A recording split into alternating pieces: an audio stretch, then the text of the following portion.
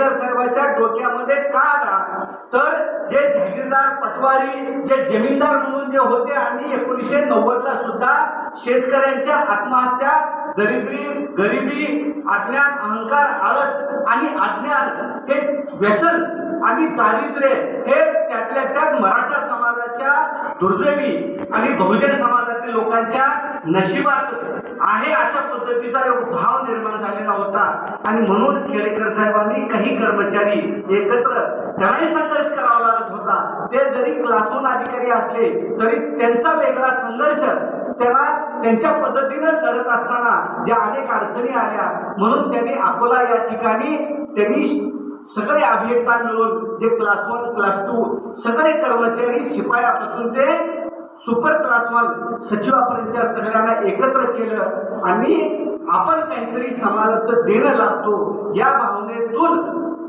मराठा सेवा संघाची स्थापना अकोला या ठिकाणी 1 सप्टेंबर 1990 ला झाली आणि 1 सप्टेंबर 1991 ला सुधाकरराव नाईक त्यावेळेचे मुख्यमंत्री होते। त्या कालावधीमध्ये त्यांनी मराठा समाजाला ओबीसीतून 50% आत आरक्षण दिलं पाहिजे ही मागणी 1991 ला झाली आणि त्याच बेसेवरती आज जरांगे पाटील आपल्याला खडा झालेला दिसतोय।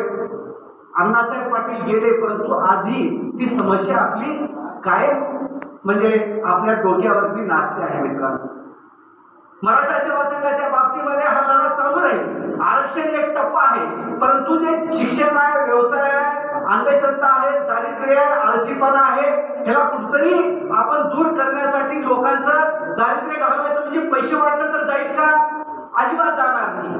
जे जे आपणाशी ठावे जे जे आपणाशी योग्य ते ठावे सांगून सकल ज्याला शहाणे करून सोडावे अशा पद्धतीचं जे तुकाराम महाराजांचा योग्य शब्दामध्ये मी मुद्दाम काढलेला आहे आणि सेवा संघाने हीच भूमिका जे प्रबोधनाची महाराष्ट्रामध्ये सगळीकडे हजारो वक्ते लेखक कवी हे सगळे तयार केले आणि महाराष्ट्रामध्ये प्रबोधन झाल्याशिवाय अज्ञान दूर झाल्याशिवाय गैरसमज दूर झाल्याशिवाय दैववाद त्यांनी झाल्याशिवाय आपलं कल्याण होत नाही हा विचार रुजवण्याचं काम त्यांनी केलं। मराठा सेवा संघाच्या बाबतीमध्ये आता सतीशरावनी जी भूमिका मांडली बरेच जणांनी गैरसमज असा निर्माण केला अरुणराव की मराठा सेवा संघ म्हणजे देवा धर्माच्या विरोधामध्ये शिवधर्म जाता वाचा देवाच्या विरोधामध्ये मराठा सेवा संघ कधी नव्हता आणि राहणार नाही ही मराठा सेवा संघाची भूमिका आहे। परंतु जे दलाल बडवे बापू कापू डाकू हे जे आहेत ह्यांचे दुकानं बंद होऊ लागले म्हणून त्यांनी मराठा सेवा संघाच्या बाबतीतला गैरसमज जाणून बुजून सगळीकडे पसरवला आणि मराठा सेवा संघ संभाजी ब्रिगेड हे 32 कक्ष जिजाऊ ब्रिगेड वगैरे हे मुद्दाम देवा धर्माच्या विरोधामध्ये आहेत असा अपप्रचार केला।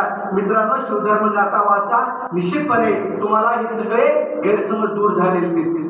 आज 32 कक्षाच्या माध्यमातून सेवा संघ काम करत असताना मराठा सेवा संघ हे जगातलं एकमेव सगळ्यात मोठं संघटन आणि शिवधर्म असं आहे की ज्या शिवधर्माचं जिजाऊ हे प्रेरणास्थान आहे।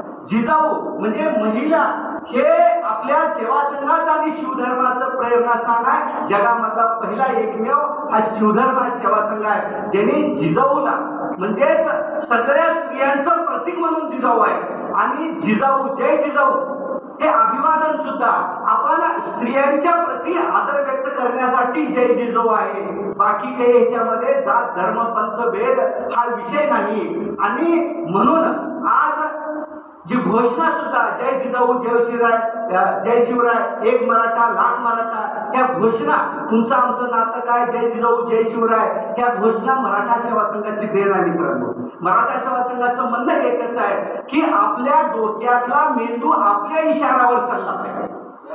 आपल्या इशाऱ्यावर आपला मेंदू चालला पाहिजे। लोकांच्या इशाऱ्यावर चलता जसं आहा सर म्हणतात आपल्या धडावरती आपलं डोकं असलं पाहिजे आणि म्हणून मराठा सेवा संघाने भूमिका घेतली आणि मराठा सेवा संघाने पहिल्यांदा माहितीसाठी आपल्याला सांगतो की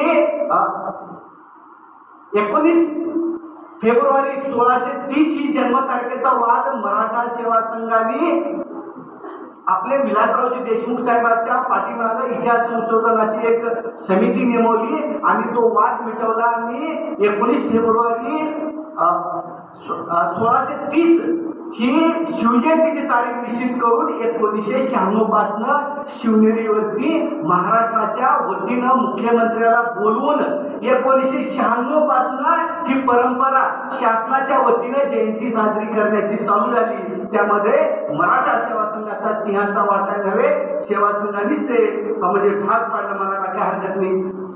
6 जून शिवराज्याभिषेक रायगडावर साजरा केला जातो।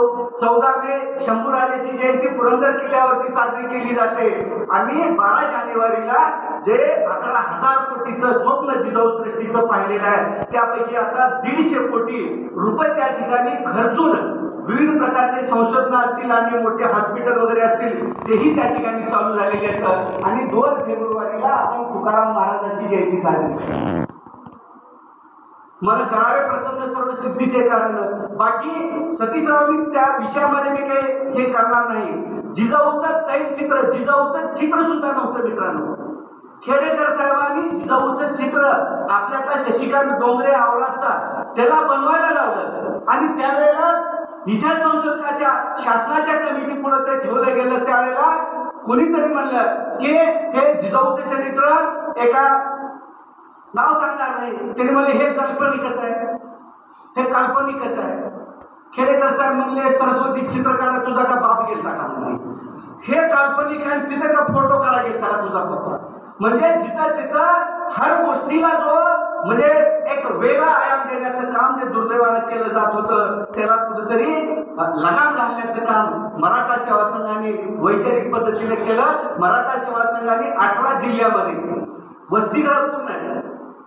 मराठा सेवा संघाचे ज्या त्या जिल्ह्यामध्ये नवे निलंगा तालुक्यामध्ये 10 गुंठे मराठा सेवा संघाचे नावाची जमीन आहे, देवणी तालुक्याला 10 गुंठे आहे। अशी मराठा सेवा संघाची 18 जिल्ह्यामध्ये कंप्लीट वसतिगृह 5-5 मजलीचे काही ठिकाणी एसी वसतिगृह सुद्धा लोकांच्या निधीतून जमा झालेले आहेत आणि गोरगरिबाच्या ज्या मुली आहेत त्या सगळ्या जिजाऊ सावित्रीच्या लेकींना शिकवण्याचं काम ठिकाणी केलं जातं। जिजाऊ ज्ञान मंदिर आहेत या ठिकाणी, बऱ्याच पतसंस्था येतात, बऱ्याच नागरिक पतसंस्था येतात, बचत गटाच्या माध्यमातून लघु उद्योगाच्या माध्यमातून मराठा सेवा संघाची वाटचाल महाराष्ट्रामध्ये चालू आहे। आज महाराष्ट्रामध्ये जरी आपल्याला थोडंसं कमी झाले वाटत असलं तरी मित्रांनो आज 34 राज्यामध्ये देशातल्या 34 राज्यामध्ये मराठा सेवा संघाच्या शाखा झालेल्या आहेत। काल परवा जिथं सुरतला छत्रपती शिवरायांनी म्हणजे तिथला जो खजिना महाराष्ट्राच्या विकासासाठी आणला त्याच सुरतमध्ये काल परवा मागच्या महिन्यामध्ये जिजाऊ ब्रिगेडचं सुरतला ऐतिहासिक राष्ट्रीय अधिवेशन झालं, बडोद्याला झालं, त्याचबरोबर दीव दमणला झालं। अशा पद्धतीनं ही मराठा सेवा संघाची वाटचाल चालू आहे मित्रांनो आणि ह्या सगळ्या गोष्टीचं 1990 पासून आपण केलेल्या कामाचं 2016ला जे केंद्रीय गुप्तचरचा अहवाल राहतो तो अहवाल महाराष्ट्राच्या वतीनं तिकडे गेला आणि मराठा सेवा संघ ही एक चळवळ महाराष्ट्रामध्ये काम करत असताना महाराष्ट्रामध्ये जे जातीय दंगले, धर्माच्या नावावर होणारे दंगले हे भांडण या दंगली मिटवण्याच्या कामामध्ये मराठा सेवा संघाची भूमिका अतिशय मोलाची आहे। म्हणून केंद्रीय गुप्तचर खात्यानं महाराष्ट्राच्या सरकारला पत्र लिहिलं आणि मराठा सेवा संघाचं 2016ला केंद्रीय गुप्तचर खात्याने कौतुक केलं। ते आज म्हणजे आपल्या सेवा संघाच्या अध्यक्षाकडे ते रेकॉर्ड उपलब्ध आहे की मराठा सेवा संघाची देण आहे। आरुणराव साहेब म्हणाले देशभक्ती, खरं तर देश आहे म्हणून आपण, पण या देशामध्ये सगळ्या जाती धर्माच्या नावावरती जर रोज दंगे होत असतील, पूर्वीच्या आम्ही गणपती उत्सव पाहिलेला आहे, मस्जिदीच्या जवळ गेल्याबरोबर आमचा गुलाल जास्त उधळला जायचा, तिथं घोषणा बिनाकामी आपोआप आवाज वाढायचा। परंतु काल परवा मात्र आपण सांगलीमध्ये जिथं मस्जिदीच्या जवळ गणपतीची मिरवणूक गेल्याबरोबर त्या ठिकाणी गाणं लावलं गेलं, भर दो झोली ऐ मेरे मोहम्मद मैं जाऊंगा ना हात खाली।